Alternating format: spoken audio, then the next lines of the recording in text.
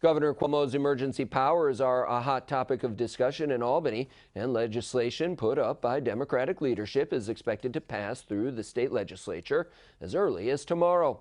News Channel 34's Karina Capabianca explains what the legislation on the table will and will not do.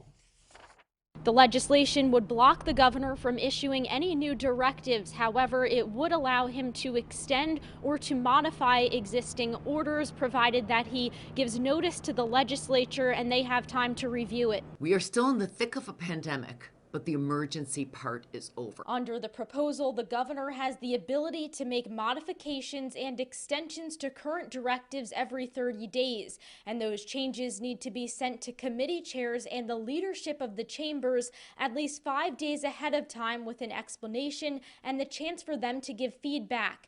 Meanwhile, Republicans and some Democrats have pushed for a total revocation of the governor's powers. Republican Assemblyman Rob Smullen says the legislature should take all of the directives and zero them out. And then, with the legislature in session, go line by line, directive by directive, and vote and explain to all of our people why their freedoms, why their liberties have been taken for the last year, and decide which ones are necessary for the public health and safety. Meanwhile, Democrat Assemblywoman Pat Fahey, who is co-sponsoring the legislation, says it's about preventing disruption. She also says the legislature can repeal the governor's orders at any time by a majority vote. There are a number of orders out there on vaccines. The fact that they can be done in gymnasiums or done in pharmacies.